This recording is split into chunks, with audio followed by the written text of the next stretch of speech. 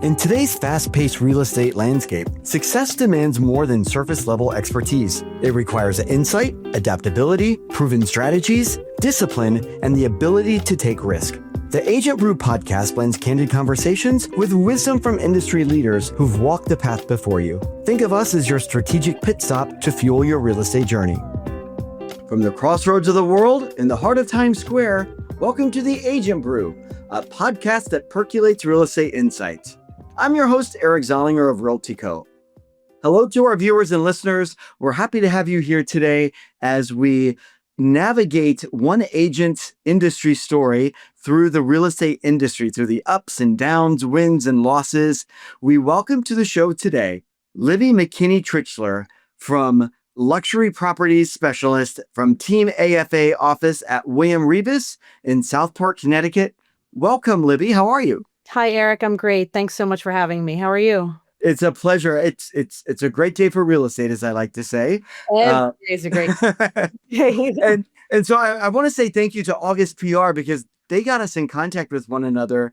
And it's so great to meet you because you're just literally, I can't say across the pond, but just across the state line in Connecticut. Yes, I am. So tell us about yourself today. If you could give us what is your mission statement or your elevator pitch per se of your business today, and then we'll go back and talk about how you got started. I think for me, I've been in the business for 20 years. I'm sixth generation in the town that I live in and I work in. So with 20 years of experience and a sphere and a depth of family that goes back 6 generations, I feel like I can offer a lot to my clients. And that's really what I specialize in, working at a boutique firm for William Raveis. I'm in an area called Southport, Connecticut. It's Fairfield, Connecticut. And there are quite a few little surrounding towns that I work in it as well. And I think I basically do a lot of waterfront properties. But I work for the clients, and I have clients who have $300,000 homes and clients who have $20 million homes. And I work and love working with all of them. It's all about the relationship, right? It's the real estate part comes second.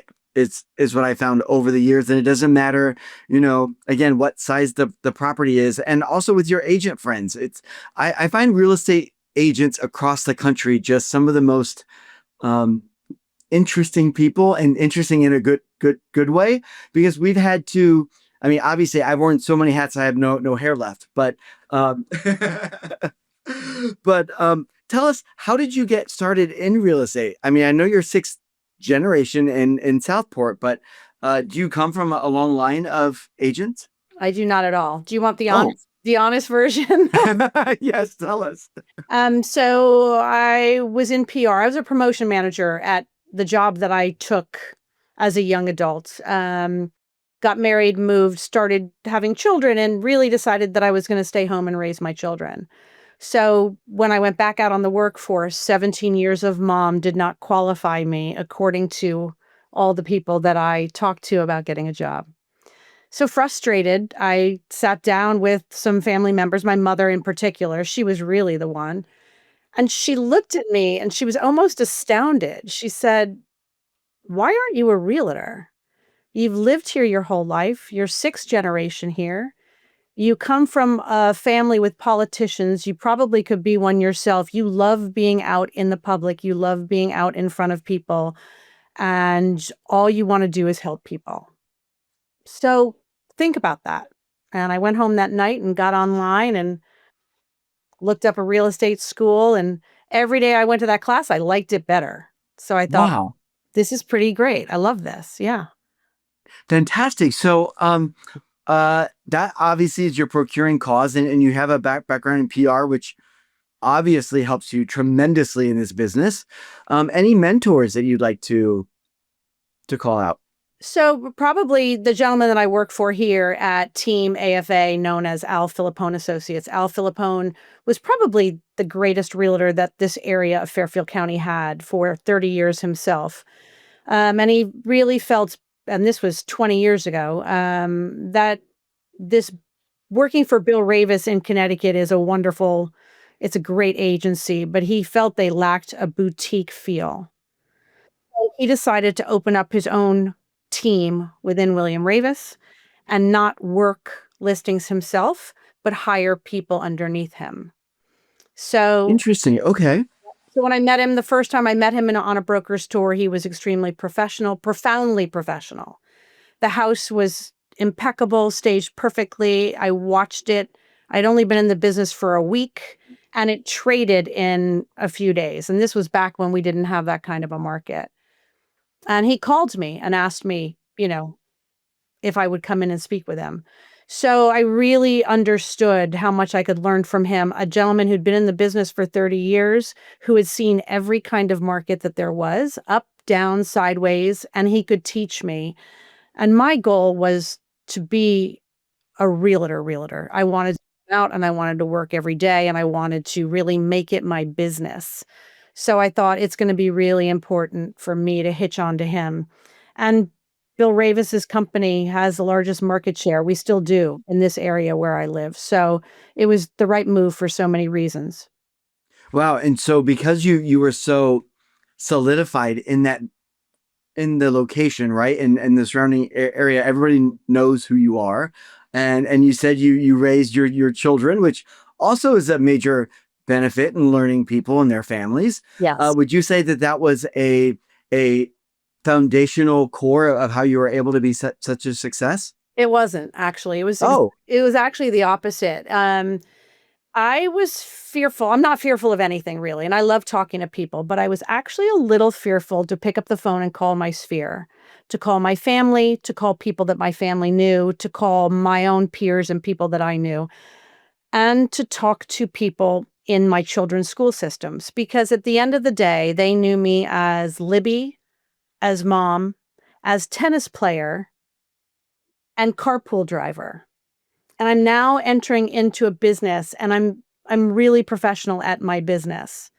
So I needed to find my business somewhere else so that I could go to them with a professional image right. and solidify who I was. And that's exactly what I did. And so how long did it take you for you personally to be like, okay, I'm ready. I can do this now and I've mastered it. So I started real estate and I guess I started on a Thursday, to be honest with you. Came directly into the office, so excited to be in an office. Worked the floor duty all weekend long because the energy I had, I was so excited to see how this worked and what was going on. And which year was this? Just because so I can mentally picture it. 2006. Okay. All right. So right before we're really getting the lead up of all the wonderful people trying to buy things with no money down, and it's revving up. It's gone up that big mountain Yep. or almost to the cliff, but not quite yet. I got a phone call on floor duty, and it was a couple. They were flying in from California. They had a day and a half to find a home in Westport, which is a little town here, right where I live, in Westport, Connecticut. And they only had a day and a half to do it, and they had to find one and buy it this weekend. And they could spend up to $2 million. So Okay. I made arrangements I asked them if they needed help getting from the airport. They said, no, we're renting a car. I sent them directions to my office. We made an appointment to meet in the conference room first thing. I was excited to meet them. I hung up and I walked away from that phone. I already knew in my head 4 houses that I wanted to show them. So for me, that was like the comfort. I love to talk to people. I'm good at talking to people. And I've known this area for so long. I already knew houses without even being a realtor for 24 hours that I wanted to Wow. areas that I wanted to take them to. So it takes a lot. Those connections take a lot for me out of the business end of it. It makes my life so much easier. So Wow. Good for you. So I always like to ask people, what are some of the wins that you've achieved, right? And why are they important to you? I think, and I can't really identify an exact home or an exact client, but I think the first win that I felt was when I realized people knew me as Libby McKinney Tritschler, the realtor, the expert on Southport, not Libby, the mom, the tennis player. And it happened one day. I felt it. All of a sudden, people were talking to me differently. They were asking me questions. I was giving them answers. And I became a source. And I knew exactly when that moment hit, about 5 years into the business for me. And that was pivotal because that's the kind of confidence that some of these newer agents need to have, Mhm. and the energy that it gives you just to keep driving and striving and moving forward. Good for you. And any other particular wins, either, personal or uh, professional? Well, yeah, the year that I did this, it was probably 2014 or maybe 2016. It was the highest selling home in Westport, Connecticut for that year and for quite some time. It was going to go on the market close to 20 million. And believe it or not, it was property that was held in an estate that was actually owned by my family. Uh, and I was not chosen. Yeah. So I made the right phone calls, asked if I could get in the door, told them I wanted to do a listing presentation, told them that that's all I'm asking for. Hear me out. I had a different team at the time. There were three of us. Um, I knew at the time that the proceeds from this property sale were going to go to three nonprofits.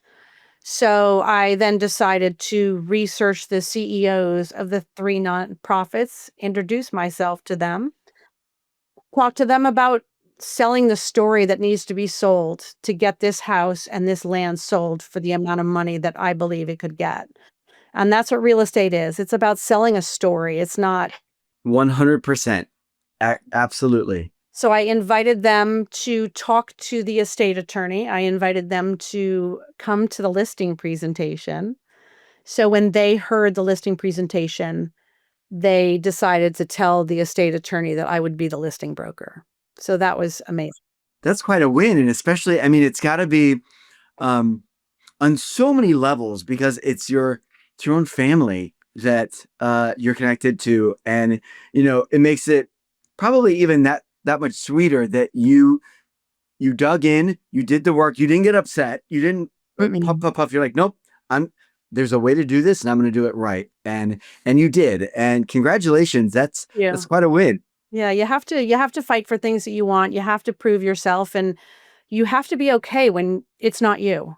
I mean, you have to be okay. And everyone seems to forget when they lose a deal like a listing.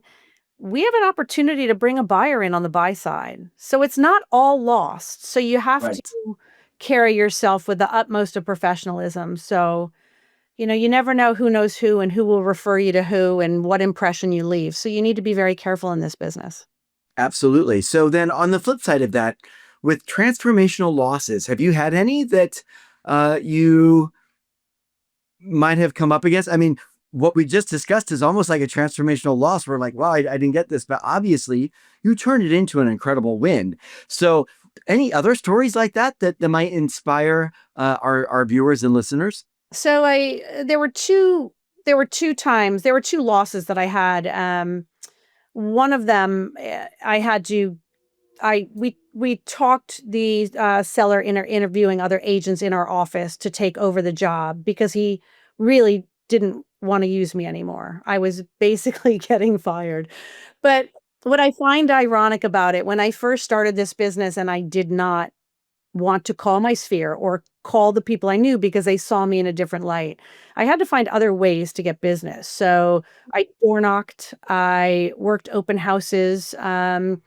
And my father was a congressman for 22 years. And right before election time, he and I, from the time I was 6, would head over to the train station and we would hand out coffee and hand out, vote for me flyers and shake people's hands and say hello. So I thought, you know what? I'm going to go to the train station. I'm going to go to the train station and I'm going to stand there with information on the market.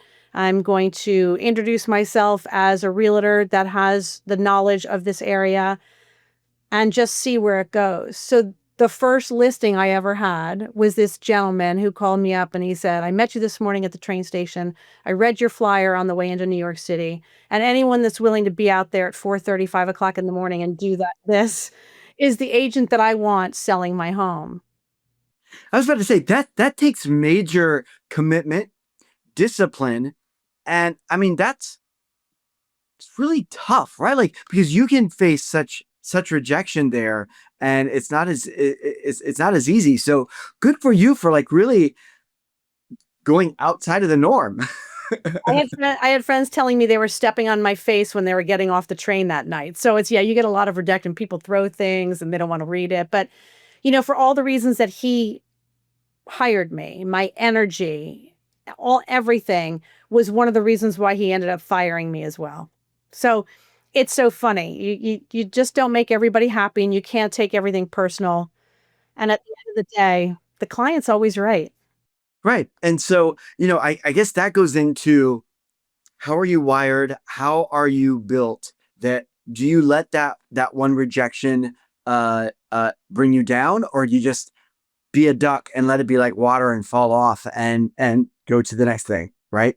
Well, yeah, it took me a long time to be a duck, and I'm not a full duck yet. Well, of course, it's always there, but If things don't affect you, you're not going to get better, and you're not going to come back from it, and you're not going to keep pushing through. So you've got to, take what you learn. You learn so much. I mean, what is that saying that I can't remember. On the other side of hard is success. I really believe that we all go through hard. absolutely.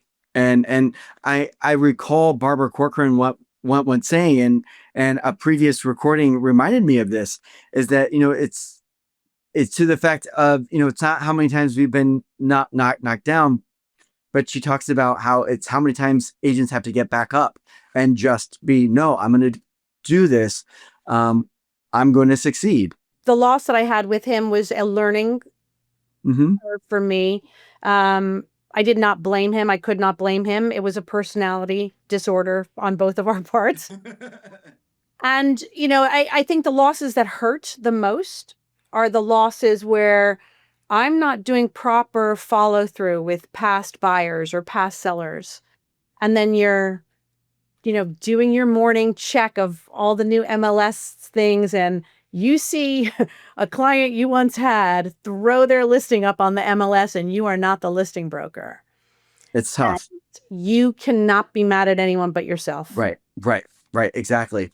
So Libby, what do you see as one of the greatest challenges facing your business today? You have to be flexible. This market's so ever changing, and you have to just take a deep breath and go with it. Very little inventory where we are.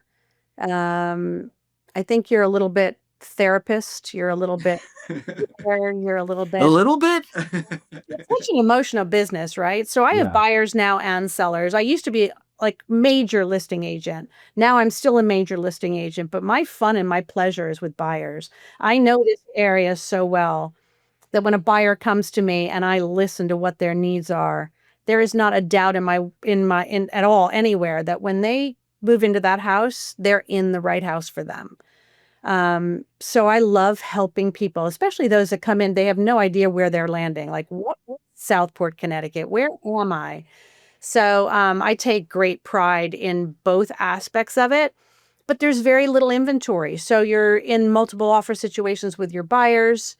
Being a listing agent is simpler, but only 10% of the agents are doing 90% of the business, and we're clawing at each other.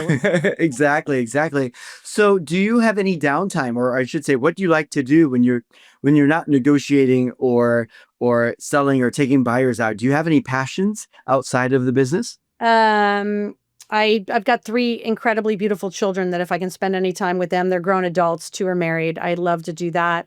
I like to go places. I like to travel, but I don't do that very much because I feel like I need to be planted here doing the work. You mentioned tennis earlier. Do you still play tennis? I don't. I was a big horseback rider and a big tennis player, but that takes big time out of your day. You got to go, you got to get dressed, you got to play the game, you got to take a shower, you got to change your clothes, you got to go back out. So I love what I do. I think I've loved this more than anything.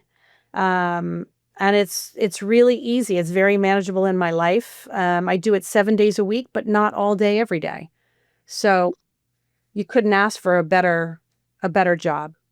I love to hear that. So we like to play the gratitude game here on Agent Brew, but we give it a little twist of Java, hence Agent Brew. So that's rose, rose, thorn, bud. But with coffee, it is the aroma, the brew, the grounds, and the fresh beans. So we start off with the aroma. It's that when you're either grinding the beans or you're brewing that first cup, and you can smell the aroma. It motivates you. So, what motivates you, like the aroma? Money. Okay. Is that wrong? No, no, it's not wrong at all. Listen, there are no wrong or right answers on this. It's all about what motivates and gets you going. So, I actually have to say, at the end of the day, it's not about money in a bank account for me. It's about, I'm so competitive. I like volume. I just want to be the best I can be, and it motivates me every single day. I want people to think about Southport, Fairfield, Connecticut, and I want my name to be one of the very few that pops into their head when they're talking about real estate. That's what motivates me. Yep. so the brew, that first cup of coffee, it's basically what sustains you and powers you to go on. One might say, this is what is your why? Mm. I love being good at something. Mm-hmm. I do. I just, my why, I need a purpose, Right. want a purpose. I love to work. And this is something that it's ever changing. Have you noticed that in real estate, you never have the same day after, Never, never. That's what's so awesome about it, right? and it's And challenging and it's not, and there's surprises, and it's a really, really fun way to exist on a daily basis. it can be frustrating some days, but even in the most major frustrations, you're like, oh, this is kind of fun. Yep. And I had a situation last evening. I don't transact a lot, but I happen to have a current listing, and it's so funny. I have a very good colleague that we're trying to work things out for a showing request for the next day. Okay, and it's for a really good agent. So we're moving mountains. We're trying to figure out. I'm filming 3 episodes today. He's already launched in several second showings, and that we're like, wait, how can we do this? I'm trying to ask somebody else, can you be there? And then we're like, okay, it's a vacant apartment. Maybe we can do key at door. We'll figure it all out. After all this and trying to move mountains and doing this, I'm sorry, the client just canceled. After we're trying to make things work, but we're all like, okay, I get it. I understand. We don't mind. We don't get upset because this is part of the business. It's part of the fun. But I realize, this is why I love real estate agents so much, because we have this bond with one another that we are so determined to make it work and to get it happen for our clients that, we do it all for them. Yes. And to be the best and just to do a good job. So speaking with you just makes me so happy to know that, oh yeah, it's not just in New York. It's really in every market. You're going to find really great people like you. Yeah. Oh, thank you. It's funny because I used to think the ups and the downs, I never really let the downs get to me for long, because I knew around the corner there would be an up, and you just have to ride the wave of real estate, the market, the personalities, the people, the purchases and the losses. It's a wave, and it just will never stop. And then I laugh, because as I started getting better and better at this, I would, when a deal gets to, when you have no more contingencies, contracts, and you're at the closing table, you almost forget. You're like, that's gone. Where's my next deal? And Right. Exactly. you don't even spend any time relishing in the victory, because Right. you just keep going. Just, I don't know. So the coffee grounds are kind of, that thorn. Do you have like a thorn in your side right now, or a frustration that you're trying to work through? Um, I I think this business has become a little bit saturated, and as we have here, the low inventory, which I do understand is in a lot of areas around the country. Um, there are agents who do this for specific reasons, whether they're purposely part-time or they're they're thinking about a college fund or vacation fund and I'm really struggling with the way people are so willing to cut their commission and overinflate the value in order to buy a listing. Yeah. That's a thorn in my side.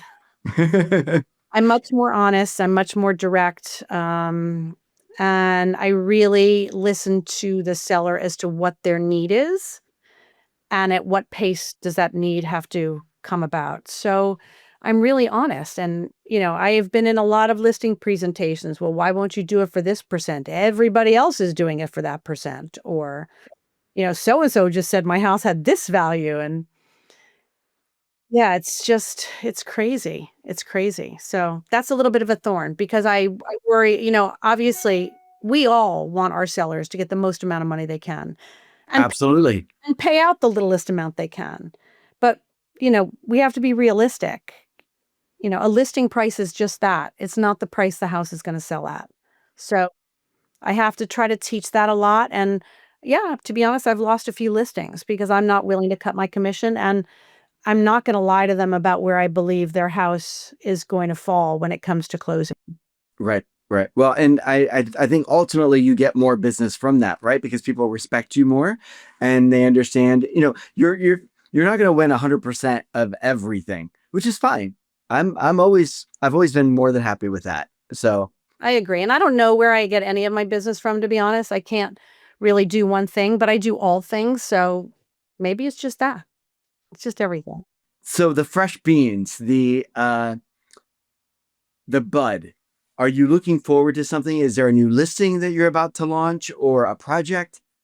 There is a new listing. Oh, really? Okay. Tell Yeah, us about it. I can tell you that it's sexy. It's sexy. It is. So I live in the village of Southport, Connecticut. A lot of people don't know it, but when you see it and you come into this community, everyone falls in love. It's got this beautiful harbor. It's quaint. It's got some very old, beautiful homes on it. I think the lowest price to get into Southport Village is running at about 2.5 million, and the prices go all the way up to 16, 17, 18 million. So it's really an incredible area. People walk everywhere. So I just got the listing paperwork signed 2 days ago on the most incredible house on probably the most premier street of the entire village here in Southport. The gentleman he rebuilt a house and he left nothing to spare. It's incredible. And it's going to be a $12 million listing. So I'm really excited. Well, we wish you certainly lots of luck on that and a quick close and quick deal. Love that. Yeah. So our favorite part of Agent Brew is the part where I ask you, if you could give the young Libby, the new agent, a piece of advice, what would it be? Believe in yourself, no matter what you go through. Mm-hmm. Be consistent, 100%. No, 110%, because you're going to fall. But consistency is everything. And if you really want to make it in this business, don't disregard how everyone 30 years ago was doing this business. You need to walk, you need to talk, you need to door knock, you need to send out postcards, you need to be in magazines, you need to be everywhere so that people start putting a face to a name.